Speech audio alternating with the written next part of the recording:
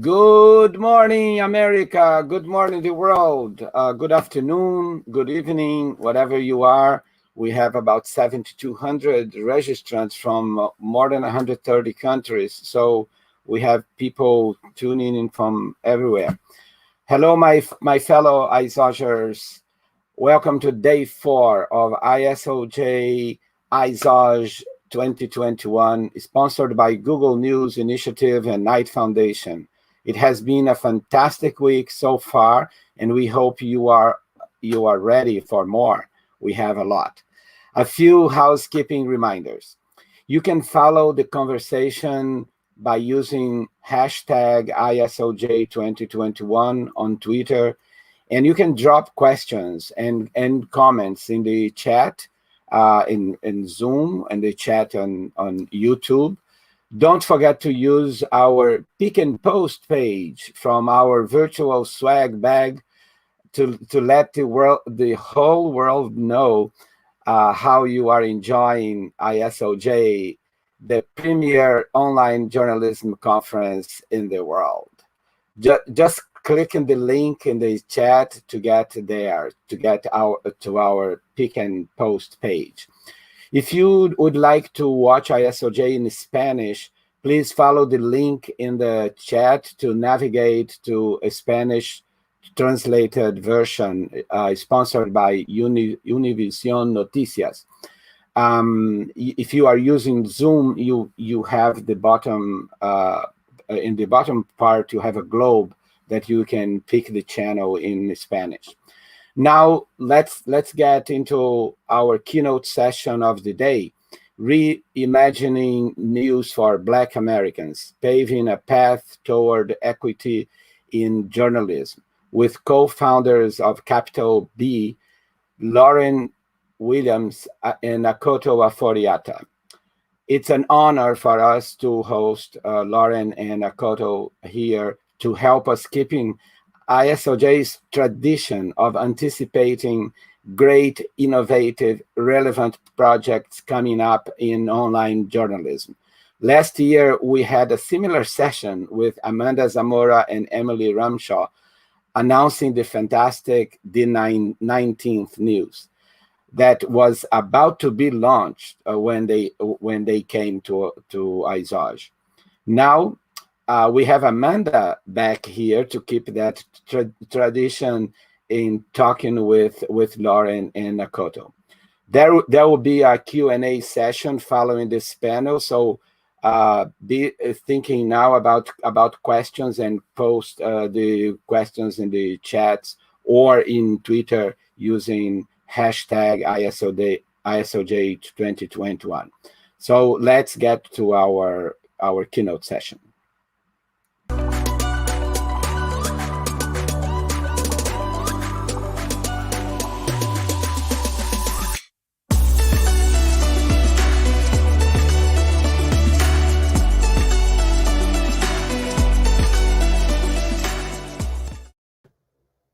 Hi, everyone. Thank you so much for having me here and for that wonderful introduction, Rosenthal. Always so thrilled to be at ISOJ. I am Amanda Zamora. I am the publisher and co-founder of the 19th News. We are an independent nonprofit newsroom reporting at the intersection of gender, politics, and policy. And as Rosenthal said, I was here a year ago talking about our plans for launching this nonprofit before we knew that we would be in the midst of a global pandemic, and so much news that has happened since in the last year. It's been an incredible year. And I am really thrilled to be here, really to learn from two incredible journalists, Lauren Williams and Akoto Ofori-Atta, who are here taking an incredible leap at a momentous time in this nation's history to start Capital B. Capital B is a Black-led nonprofit, local and national news organization reporting for Black communities across the country. And it's worth noting the for, not about, in that mission statement. And today we are going to learn more about their hopes and dreams for this new news organization, how they intend to advance equity in this industry, the ins and outs of their business model, and what we can expect when they launch this fall. A little bit more about Lauren and Akoto. Lauren is the co-founder and CEO of Capital B. Before starting Capital B, she was the senior vice president and editor-in-chief at Vox, where she managed editorial and business operations. Before Vox, Lauren had editing roles at Mother Jones and The Root. She's the 2020-2021 Hearst Digital Media Professional in Residence at Columbia University's School of Journalism. Her partner, Akoto, is the co-founder and executive editor of Capital B. Before she took the Capital B leap, Akoto was managing editor at another nonprofit newsroom, The Trace, where she oversaw partnerships, special projects, and editorial operations. Before The Trace, Akoto held positions at The Root and Essence Magazine. She's a 2015 alum of the John S. Knight Journalism Fellowship at Stanford, where she focused on issues surrounding diversity and the Black press, and she's a 2019-2020 Institute of Nonprofit News Emerging Leader. We are so thrilled to learn from both of you all about Capital B. I'm gonna throw it to you two to kind of steer us through your origin story. I love a good startup origin story, so we're really excited to learn a little bit more about what is inspiring you all to take this leap at this moment in time. I'm going to leave it to you two. I'll be back in a little bit as we move into questions from me and the audience. Thanks, Amanda. You're welcome. Amanda. And thank you, everyone who is tuned in. We really appreciate your interest in us and in Capital B. So Akoto and I are currently deep in fundraising mode for Capital B. We give presentations almost every day. And we thought that instead of giving a formal presentation about something that doesn't actually exist out in the world yet, that we might instead sort of just have a conversation with each other about the foundation of Capital B, how it came to be. And, you know, I think we can't really talk about how it came to be without really thinking about, I think, two really important dates that, you know, formed the foundation of what would eventually be Capital B. And the first date would be October of 2010. Do you remember October of 2010, Akoto? I do. I remember it very well. I was in grad school in Washington, D.C., and had just started a position at The Root, working as an editorial assistant. And I ended up sharing a pod with a young editor who seemed very nice and also seemed very, very quiet. And that last impression, I could not have been more wrong about that. Very incorrect first impressions.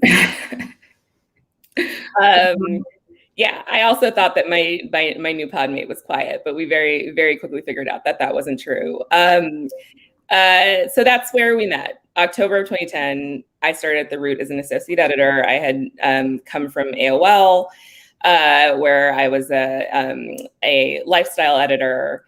And just to kind of sort of set the stage of The Root was pretty new. I think it was, it had just launched around the beginning of Obama's first administration. It was a news and views website. It was run by Henry Louis Gates. It was very much a new digital news organization, kind of in the spirit of kind of a new moment for Black America. And it was a really interesting and formative moment in my career and in Akoto's career. And it was a fascinating newsroom to be working in. We were working with so many talented people when I started at Cord Jefferson, who just won an Emmy for his work on The Watchmen, was the politics reporter. Janae Desmond Harris, who's an editor for the New York Times opinion section, was there. So much talent. It was such a really nurturing environment for Black journalists. We really forged lifelong friendships, learned a lot about the craft of journalism. We learned a lot about Black media. And I think we also learned a lot about, some of the challenges of Black media. And it was where the seed was first planted for us. That,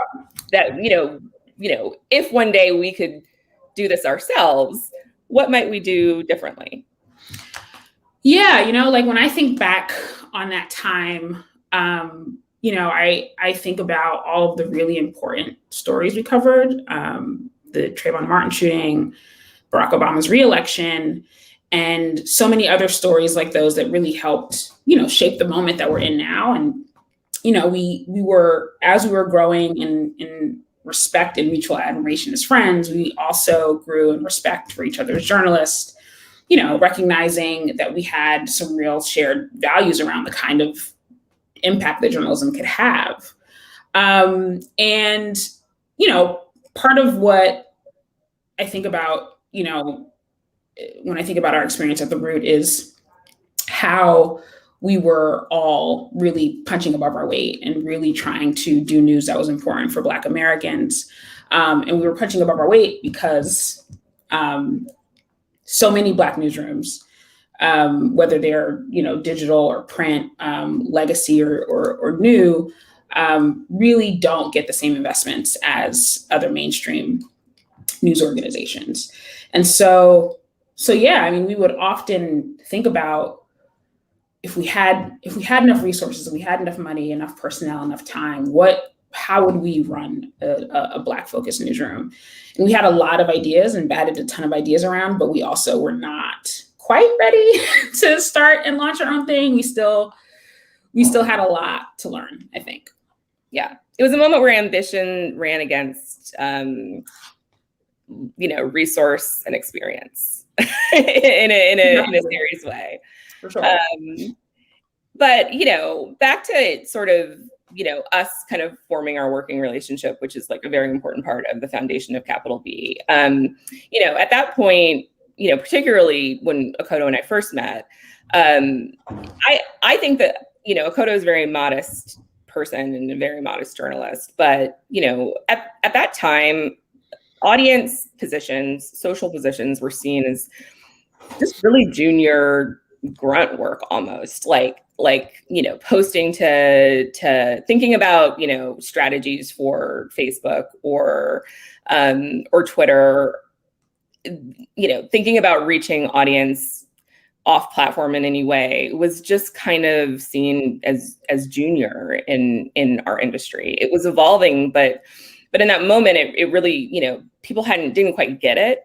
And Akoto really, really got it. And, I think that her audience focus at that time, even as, a really, fairly junior journalist, I think it really helped me to really understand and value that focus much more, which in a way that stuck with me throughout my career, and in a way that I think is really informing so much of the work that we're doing now.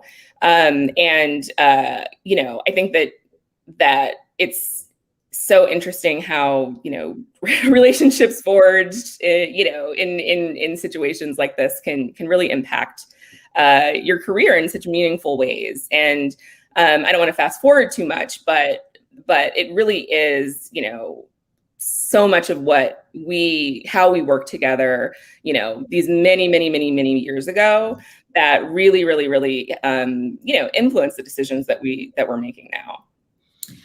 And yes, now you have entered the Akoto and Lauren Love Fest portion of this keynote.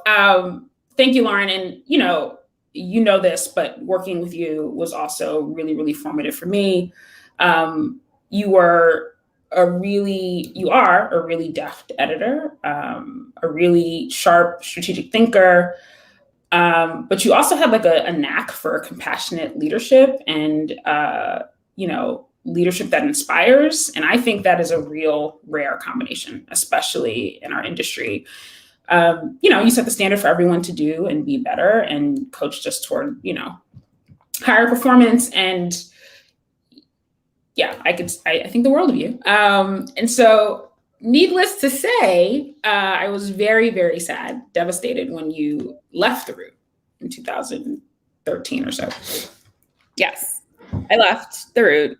I went to Mother Jones, where I was an editor. Then I went to Vox when Vox was very, very new, about 2 months old, to be the managing editor there. I eventually became executive editor and then editor-in-chief and then senior vice president and editor-in-chief. But you left too, shortly after I left. I left shortly after you left. I went to Essence Magazine and then I did the JSK Fellowship at Stanford University, where, as Amanda said, I was thinking a lot about Black digital press and about issues around diversity and inclusion in the news industry. Left that experience feeling really excited to try something different. Up until that point, I had been an arts and culture editor and writer, and there was an opportunity to work at The Trace, which was a brand new nonprofit single issue site covering gun violence, and the only one in the country that covers gun violence full time, 24/7. So I started there as a senior editor in an audience role and left last year as managing editor, and in between that time did a full range of leadership things. So yeah, we went our separate ways, learned a whole lot about audience leadership impact, stayed very close. You traveled across the ocean to come to my wedding. You've had babies, life has happened. And then June 11th, which I think is the exact date, is the next important date in our trajectory. June 2020. June 11, 2020, yes. And Lauren, think back to how you were feeling last June when everything was happening. I was feeling terrible.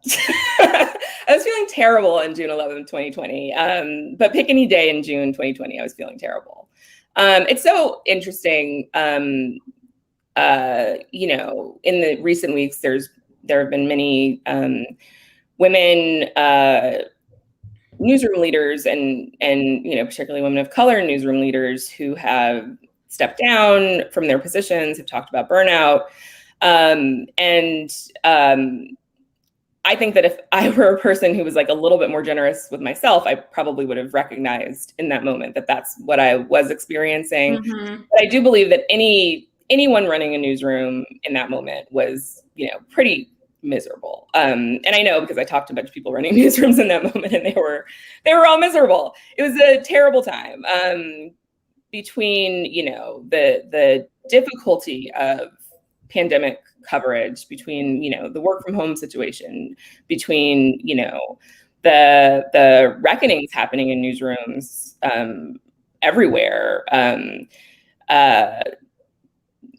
being at home with my 2 young kids, taking the journalism out of it, being a Black woman in this moment in time.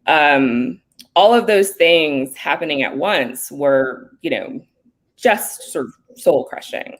And I was really, really struggling. And I was struggling with figuring out how to kind of channel all of what was happening into, basically like a choice for how to productively kind of move forward, really. Yeah. When I think back to that time, I think back to being furious, being scared, being really worried about the future in general, worried for Black people, and really concerned about whether or not journalism was meeting the moment. And I had a broad sense that, overall it was not. And so I sent a spicy text message, the full text of which will never be revealed, to our group chat. It was an angry text that, Lauren, you really channeled into something much more productive. Yeah, I mean, so look, what I came to in that moment was that I had spent almost, and this is just, bare honesty, I'd spent almost 7 years at Fox, and I was looking out at the landscape. What Black journalists in our industry were saying about their experience. And I was looking at a contentious presidential election. And I was looking and thinking about the local news crisis and how little trustworthy news Black people were getting. And I was thinking about the misinformation around COVID and how it was literally, costing people their lives. And you sent the spicy text, and I realized that it was a moment where I could channel this angst into solutions. And in that split second, I didn't have the exact solutions, but I knew what my talents were, and I knew what, that the moment called for something big, and I knew who I wanted to find the solutions with. Yes. And so when you texted and said, maybe it's time to start something new, I said yes without hesitation, because of this deep sense that like the status quo was just it had not been working, but especially now it just felt irresponsible to try to think about doing things the same way. And so I didn't think twice about it, and obviously didn't think twice about doing it with you. So then the big question was, what is it going to be? Yeah, what is it going to be? And so we came together, and like the very interesting thing about this all is Janae, Akoto and I said Janae because Janae Desmond Harris was on our group chat, witnessed this whole thing. She'll be there to tell the tale about it one day.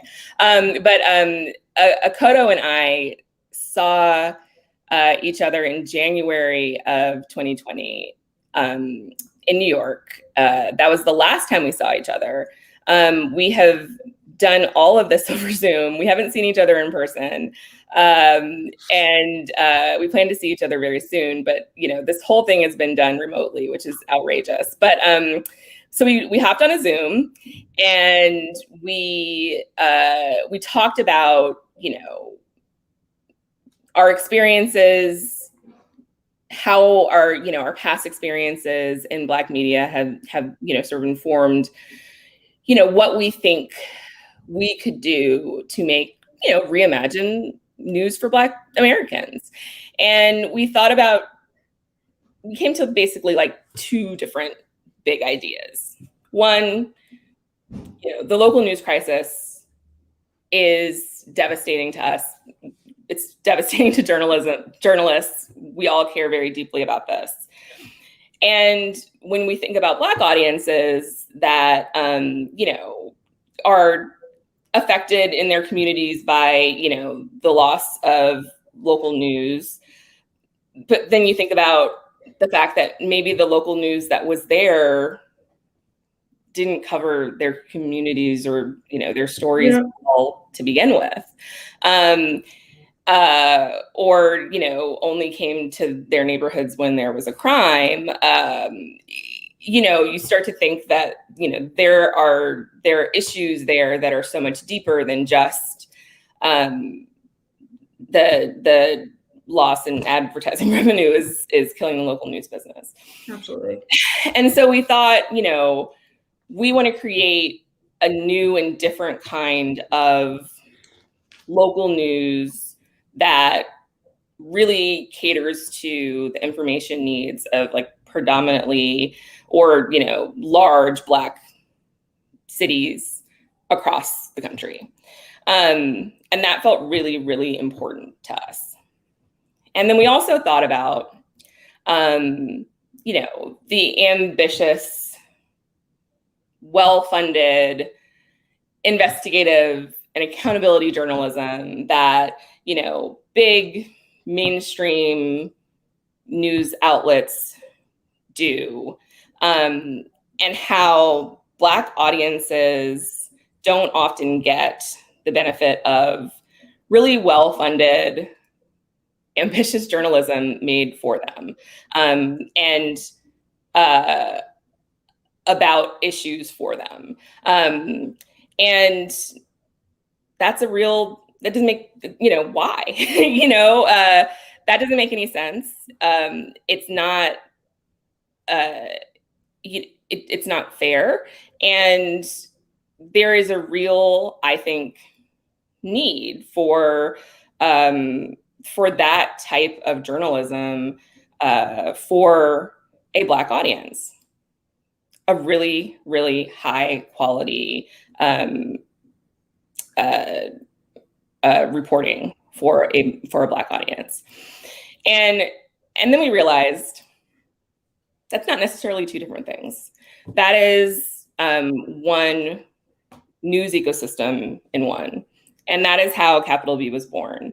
A network of local news bureaus across the country connected by a national hub that does big investigative and accountability journalism. And the way that we're seeing it is the national team and the local teams really can feed off of each other.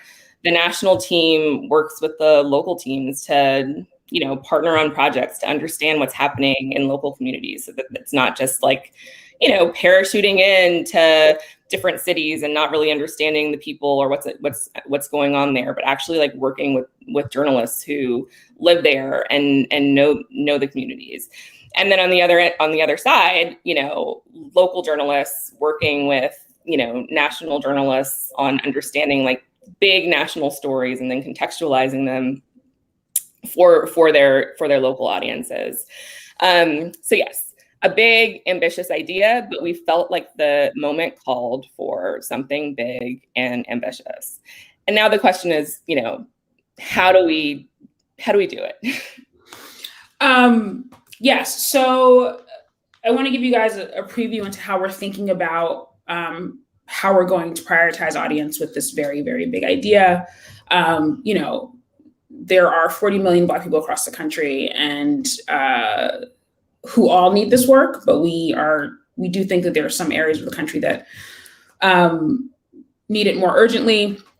So as we looked out into the landscape, we sort of settled on 3 criteria for us to understand who we would prioritize. And we became really interested in the Rust Belt, home to some of the starkest racial divides in the country, where very little media is focused on how, Black people are faring and surviving, and how they've been impacted by the decline of industry in that region. So we expect to eventually have some presence there. We're also just looking at all of the big Black cities across the country, where local news has just been in steep decline and where access to local news has been slashed. And that literally means that all the big Black cities are on the table for potential capital B bureaus. And then finally, we're looking in places where demographics are shifting, because we found that, those areas make for, contested political contests.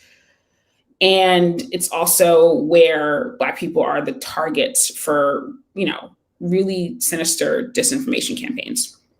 And I should add here that, part of what all of this is about is really combating that and becoming a trustworthy source of news for Black people who are facing, mistruths online every day. And so that's how we're thinking about audience. But I think I want to take a step back and talk a little bit more about the local bureaus and talk about how we're thinking about service journalism. It can mean many different things in our industry, but I want to share an experience that I had that really sort of crystallized the kind of work that I think we all should be doing. I went to the Trace, participated in a gun violence reporting summit in Philadelphia in the fall of 2019. And it was, a collection of journalists, public health officials, academics, really thinking about how to, raise the quality of gun violence information.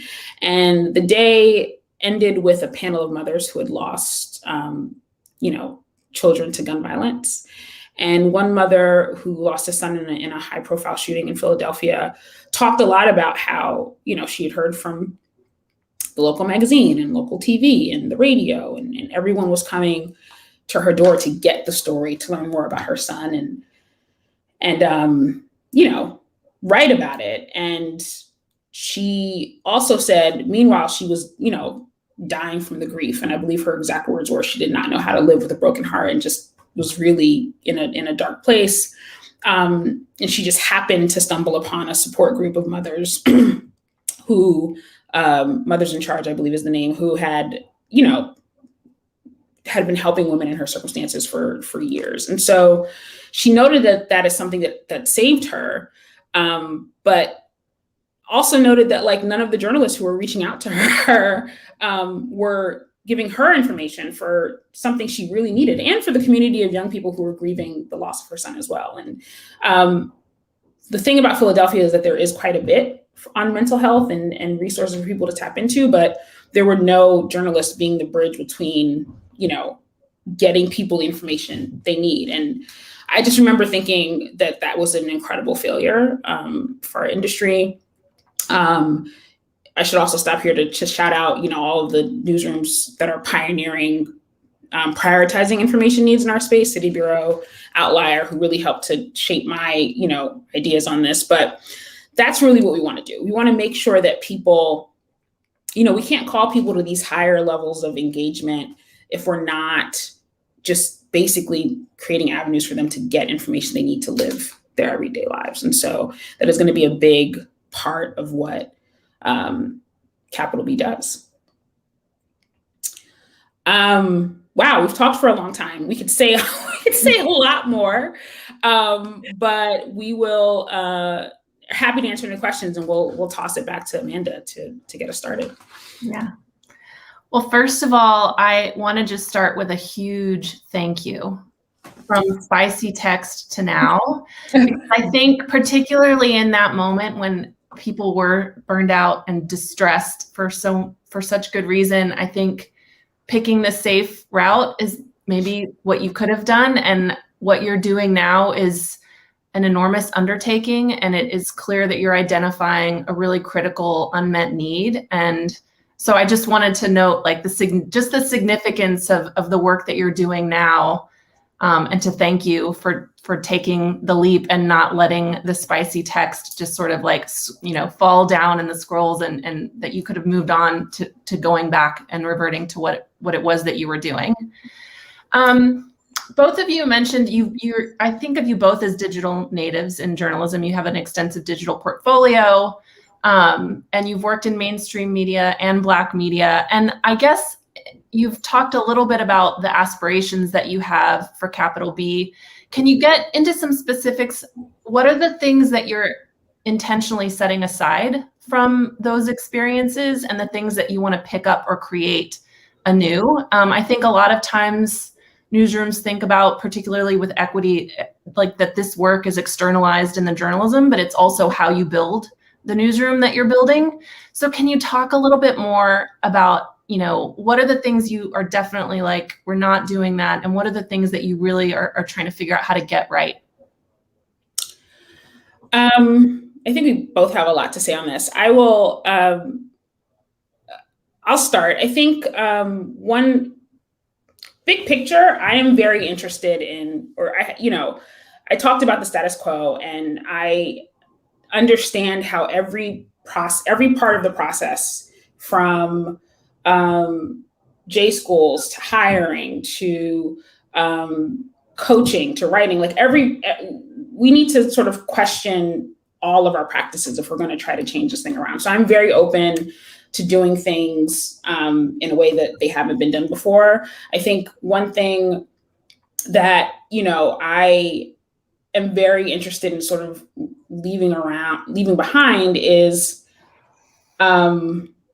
or what I want to rethink is hierarchies in newsrooms and how we are, defining leadership and management and support. I think Lauren and I, Capital B is a response to, yes, the protests, yes, the pandemic, but also to the stories from our peers about the ways that they had been treated in their journalism careers. And we want to provide a space that is supportive for Black journalists, because we believe that Black journalists are the ones who need to tell these stories that are most affecting Black Americans. And so really thinking about how hierarchies can inhibit or support, building a really, really nurturing and affirming newsroom. Yeah. I think one of the things that we've, and this is on a totally different side of the coin, is we've talked a lot about, different entertainment or opinion journalism,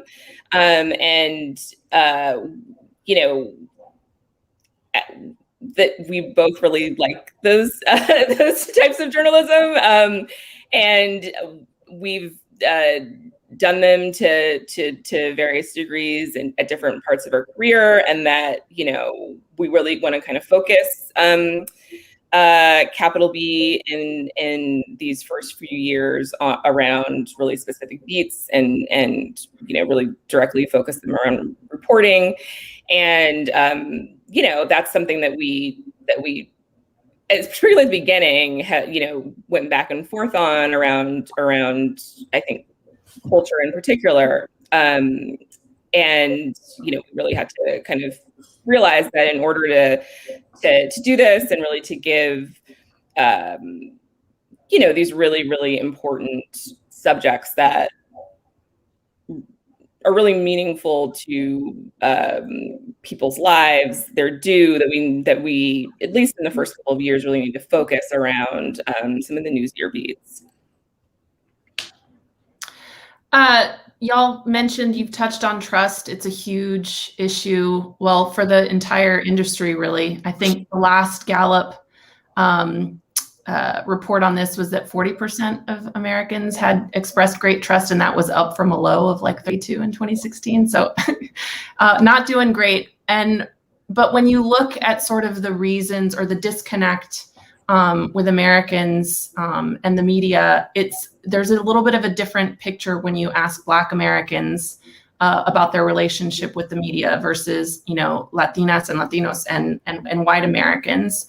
And according to Pew, Black Americans are significantly more likely than other groups to say that the reason that they feel misunderstood by the media is because of their identity, their race. And that is has to be a huge factor in that mistrust. And so can you talk a little bit more about how you envision the journalism playing out in practice in a way that fosters trust with the audiences that you are hoping to cultivate? One example that also comes to mind is the work that Mitra Kailata is doing in Epicenter, New York, where that newsroom is just covering the pandemic and the vaccines notably differently by really being on the ground and, again, covering for a community, not just about.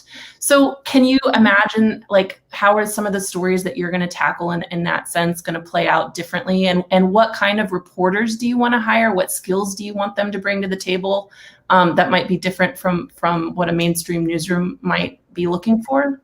Yeah, I can. Lauren, I can start with just talking briefly about, how we're going to prepare to be in position to cover these stories, and maybe Lauren can talk more about reporters. But one of the things that we are really excited about is thinking about how we are going to reach Black Americans specifically. And when it comes to our local bureaus, or when it comes to our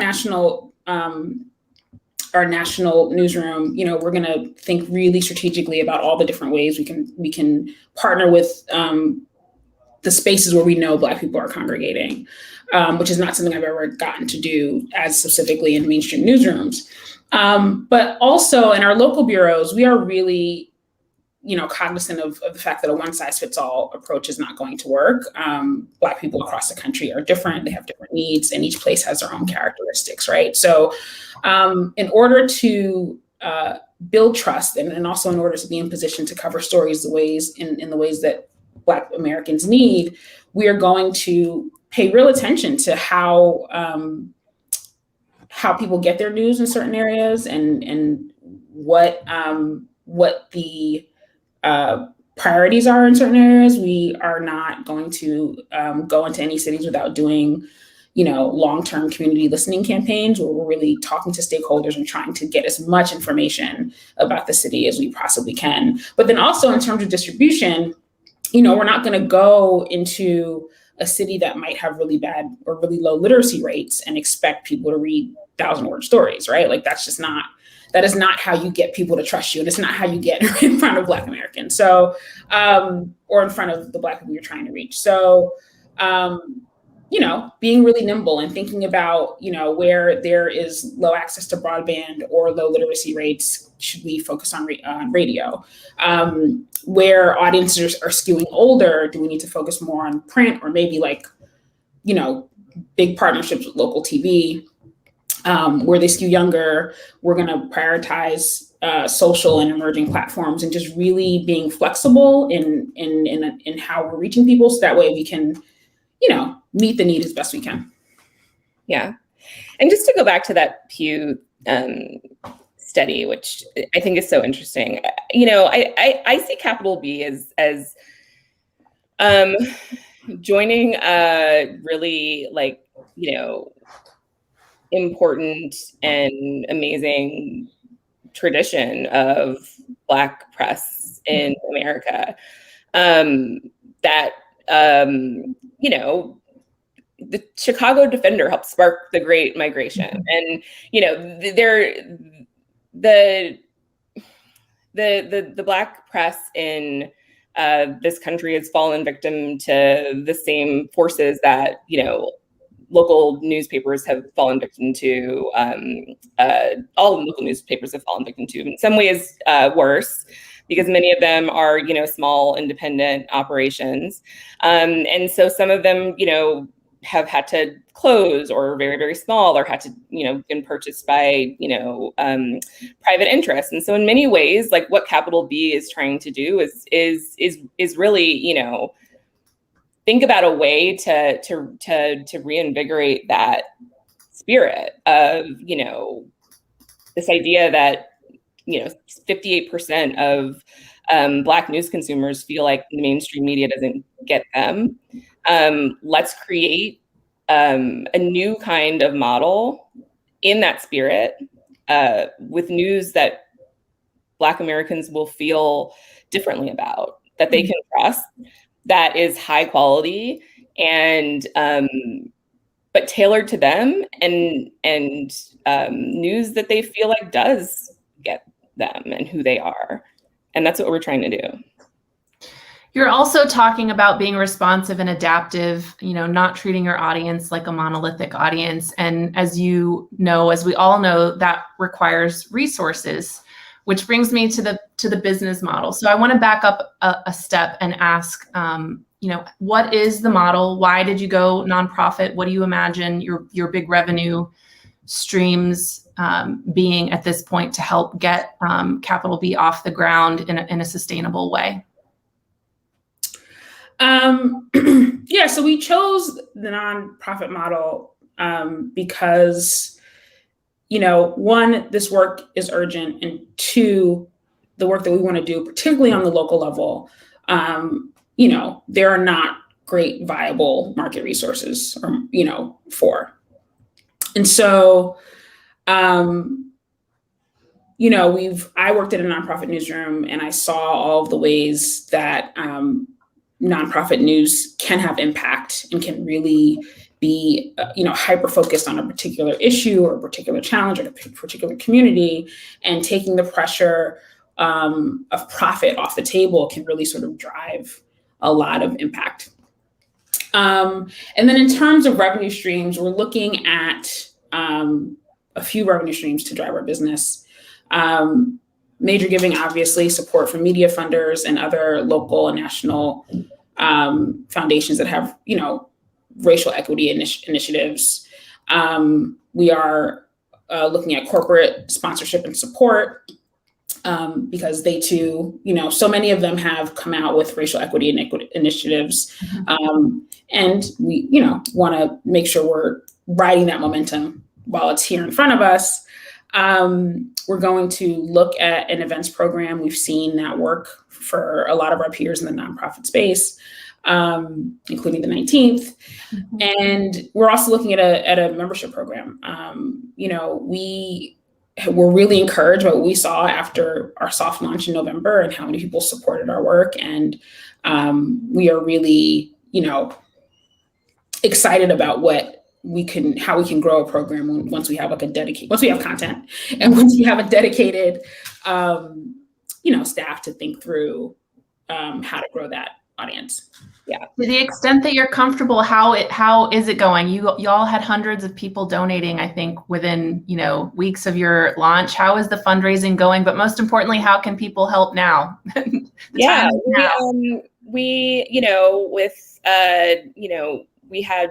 We sent out 2 emails and with just the announcement of our intentions to do this on Twitter, we've raised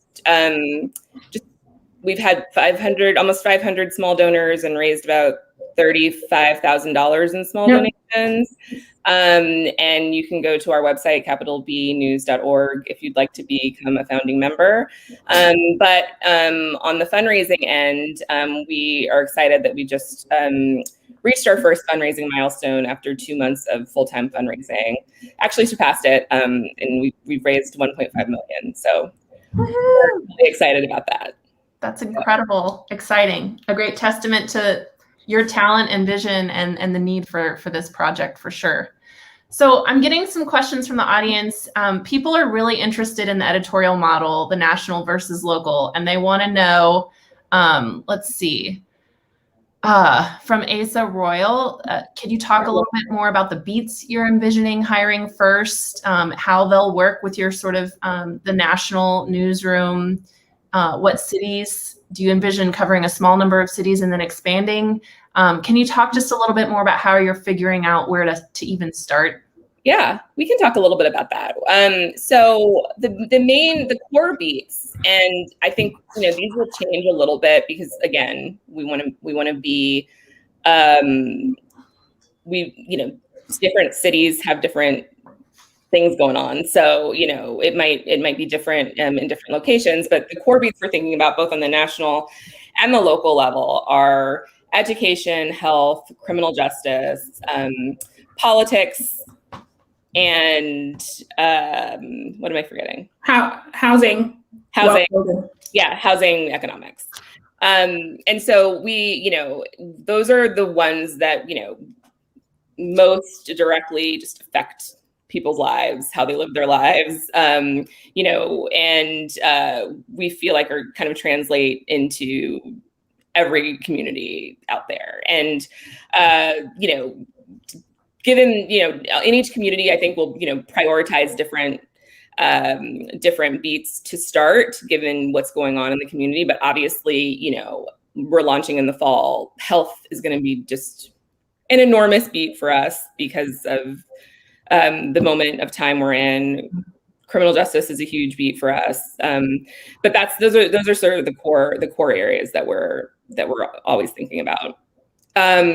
We are not trying to flood the zone with capital B bureaus when we launch. We want to make sure that we get it right. Our 5-year plan is to be in 8 bureaus, but we are going to make sure that we are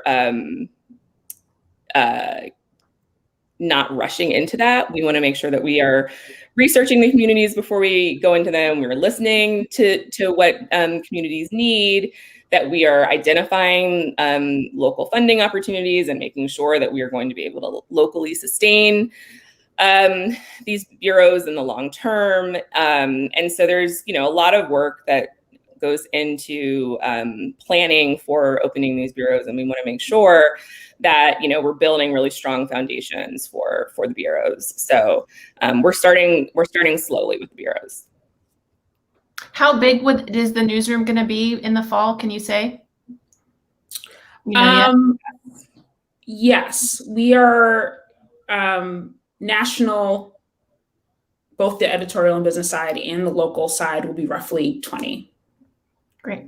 By launch. Sarah Childress says she's so inspired by your vision and appreciates hearing your thinking behind it. She's curious how you're thinking about accessibility in areas like the Rust Belt and how you are planning to distribute your journalism. In addition, she expects that other people of color, Indigenous, Asian Americans, Latinx folks would also benefit from this model. Do you envision ultimately expanding to a broader focus? And I guess kind of back to the original point about, you know, the Black community not being a monolith, like how are you approaching intersectionality too with respect to building your team and cultivating an audience? Yeah, so I mean, you know, Lauren and I believe this deeply, that we cannot execute this mission if our newsroom is not radically diverse.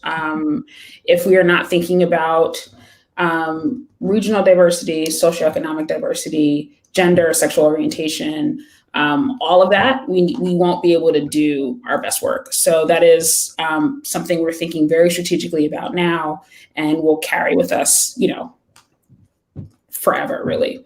And then in terms of, you know, the Rust Belt question specifically, again, it goes back to what I was saying about community listening and really, really understanding how people are getting news and how people are, you know, what are the information hubs that people are most likely to gravitate to.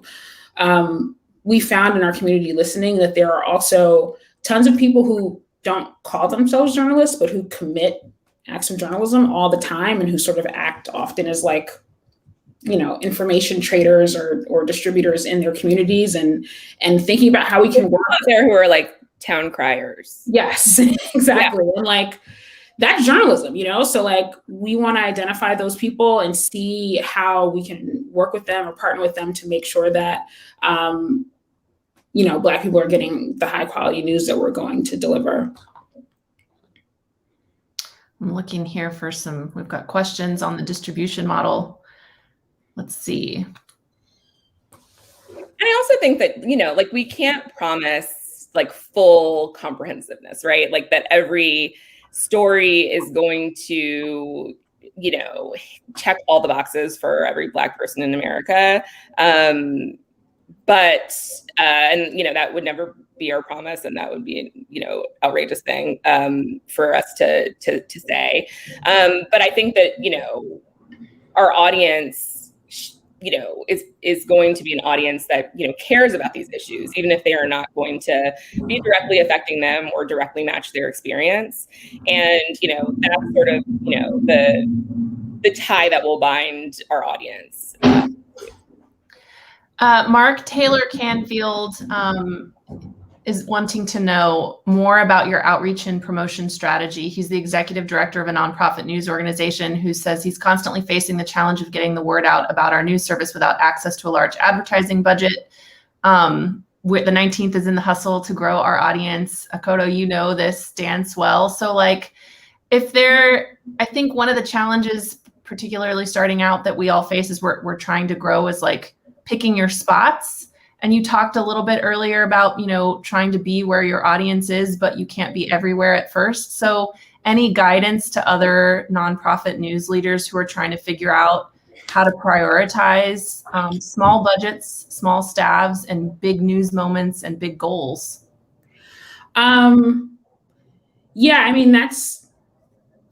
It's a good question. And obviously we have not launched yet. So all of what I found, and Amanda, this, is that so much of what you learn about audience is by actually doing it. You just gotta you gotta get in there and get started and pivot as you learn along the way.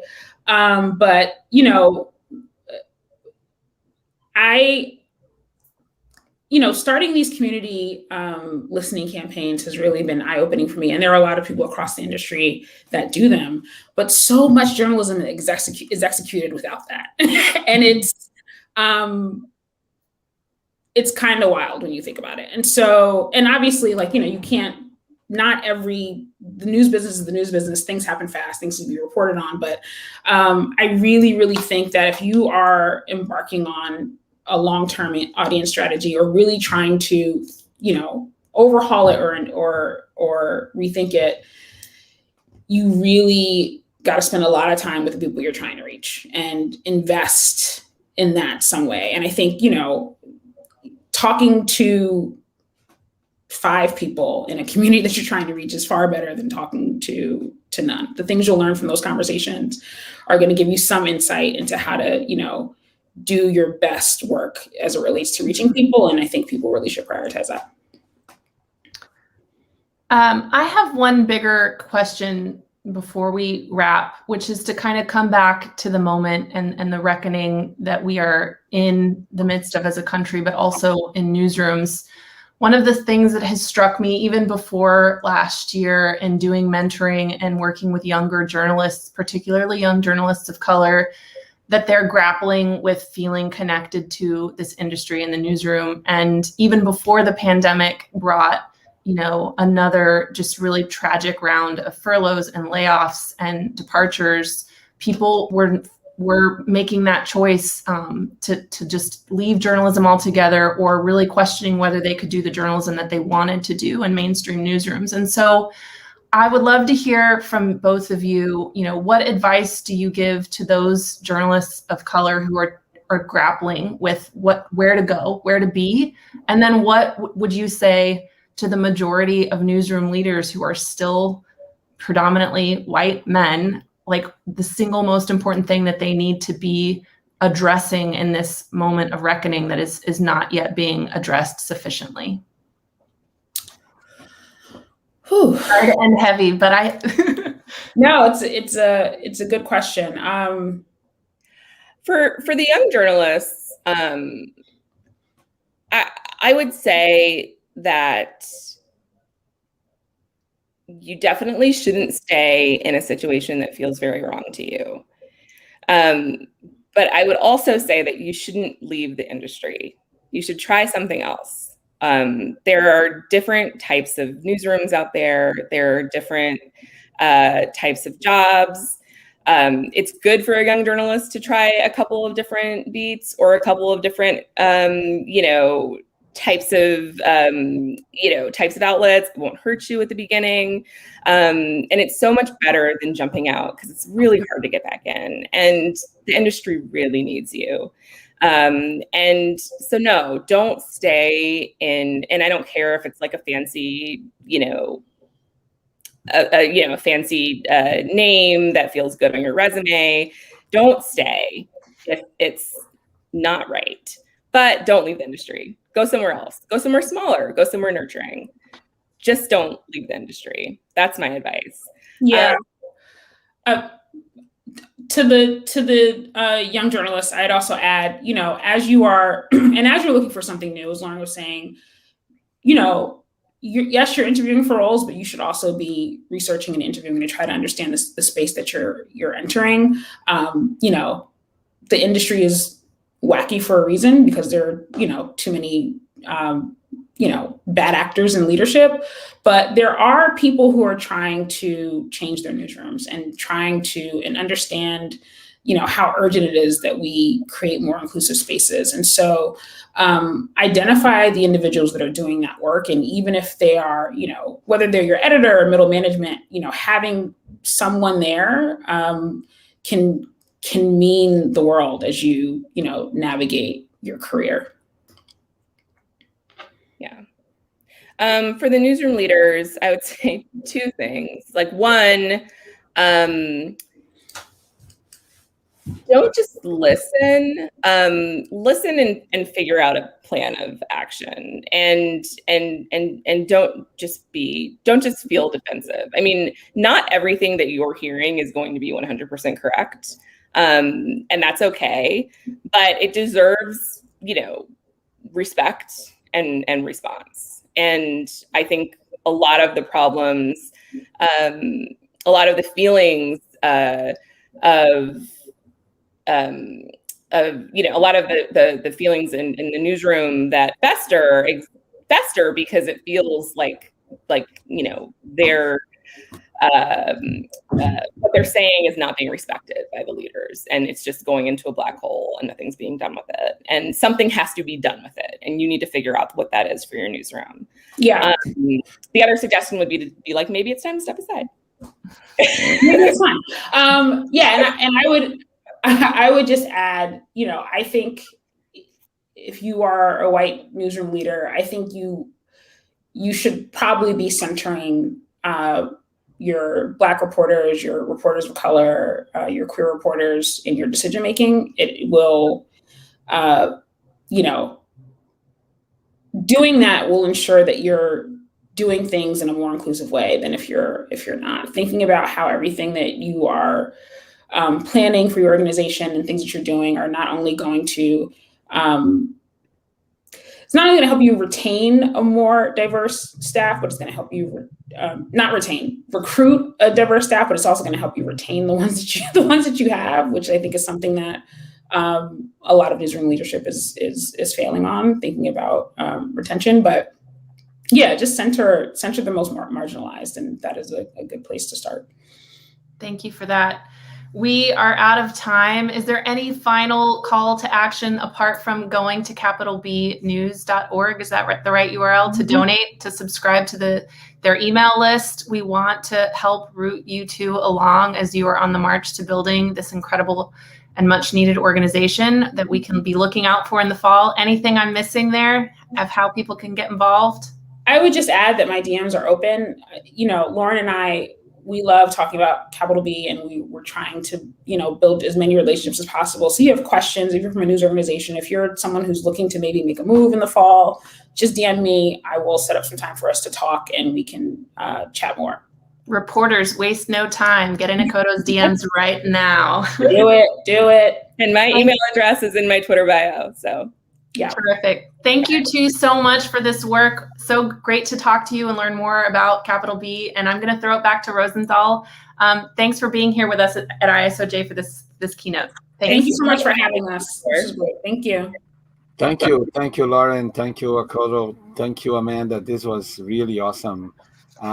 We learned a lot, and I think we can all agree that the journalism world needs to do more in order to achieve equity across Black American communities that you want to serve with this project. We wish the best to Capital B. It's indeed a very innovative and bold example of entrepreneurial journalism for the digital age in America. So you have my full support, and I'm going to go there to that site, capitalbnews.org.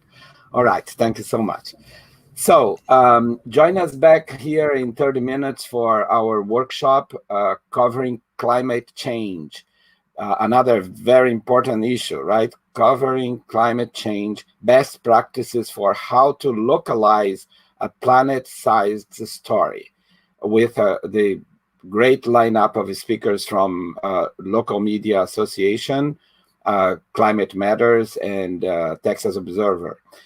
Before the workshop, though, you can use the next minutes to chat with your other ISOJers about this session that we have just ended in our Wonder Room.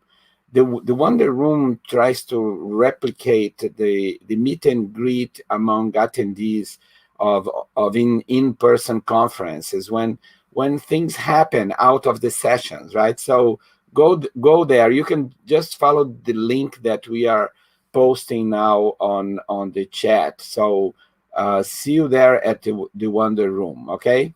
So see you soon. Bye.